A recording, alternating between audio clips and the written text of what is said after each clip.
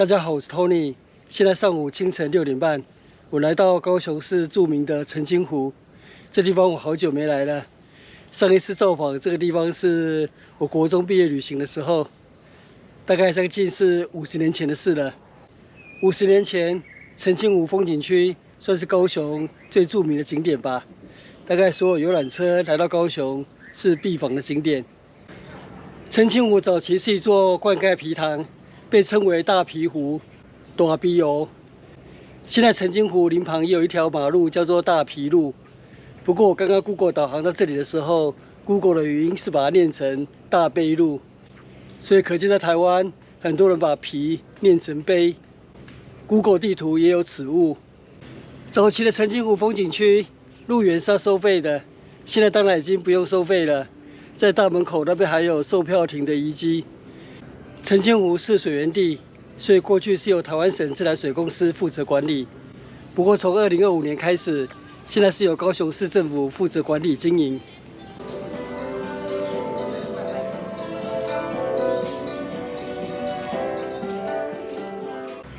曲桥吊月，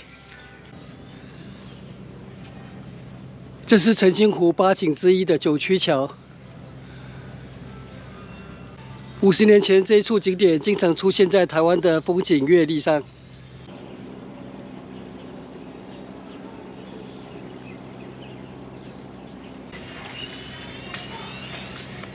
50年没有造访此地了，九曲桥依旧在，但是我的青春小鸟已不在。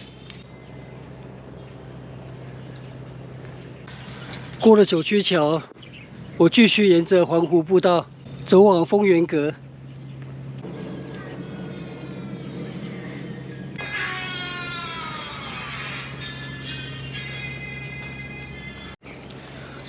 丰原阁，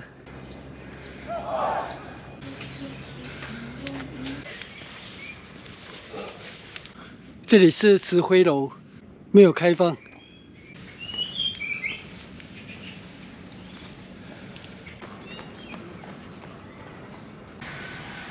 这里有一座纪念碑，大陂湖工业水厂扩建纪念碑。中华民国48年12月。由当时的副总统陈诚题字。大陂湖的台语发音“大陂湖”，就是大陂湖的意思。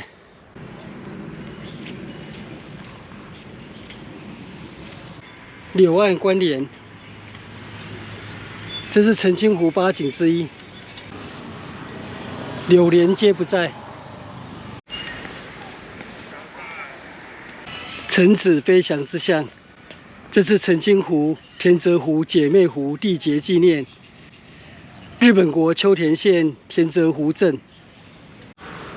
这是臣子飞翔之象。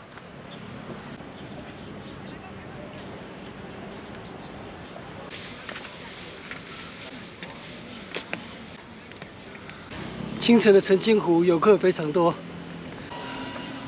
往富国岛。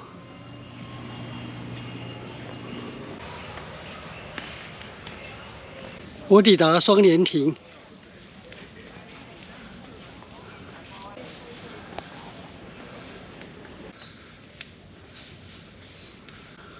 这片树林是澄清湖烤肉区。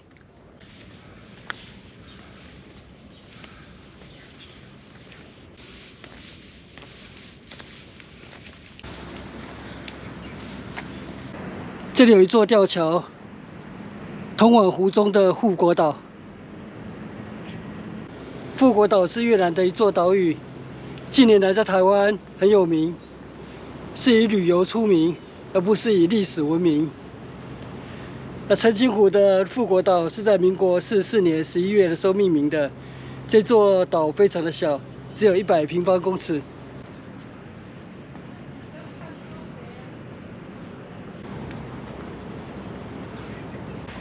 这里有一块富国岛纪念碑。湖中的富国岛是用来纪念大陆沦陷后，黄杰将军率领数万中国军人进入越南留驻富国岛。富国岛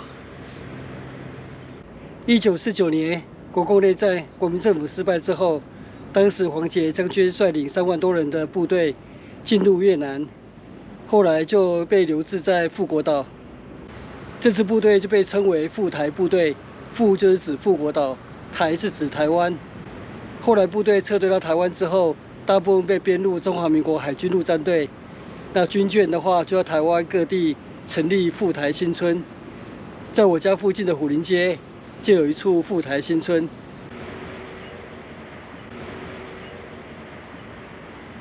我现在离开富国岛了，我再继续往前走。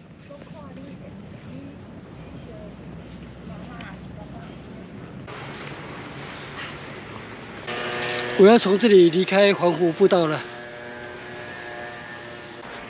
这里有停车场，前面这里是烤肉区。使用烤肉区，请先购票。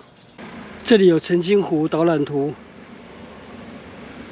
园区观光大门，我从这边进入。九曲桥、丰原阁、慈晖楼、橙子飞翔、富国岛，然后现在在这里。所以如果要绕一圈的话，这一圈非常的大圈。所以还是原路折返好了。右前方是周宇环将军之墓。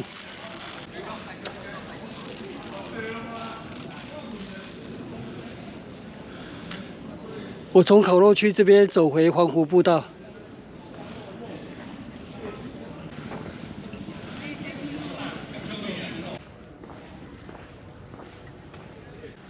我回到环湖步道了。清晨的澄清湖环湖步道，走起来非常的舒适宜人。双莲亭，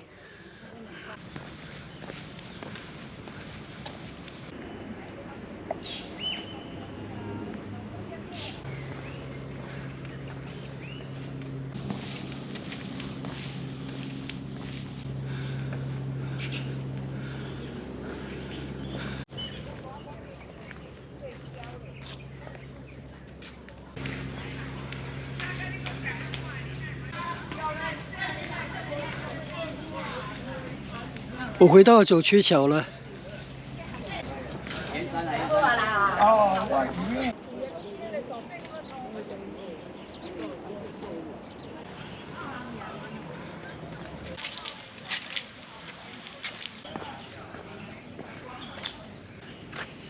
右侧这边是我今天没有走的环湖步道。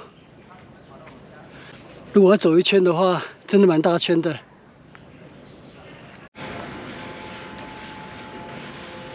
澄清湖游客中心，进来休息一下。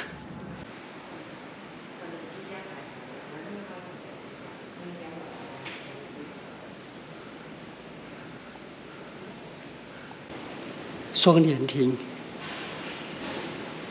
富国岛、中心塔、金莲湖园艺游。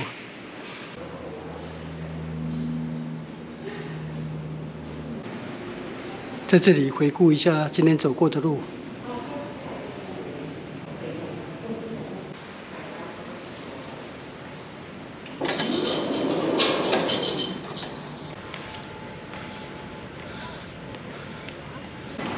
我今天游览澄清湖，大约花了2个半小时。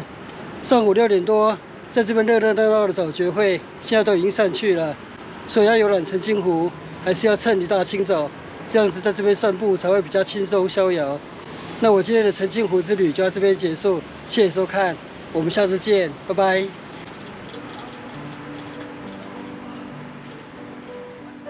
影片下方的文字资讯栏里面有本次旅行路线的 Google 地图网址连结，欢迎您点选网址，打开地图作为旅行的参考。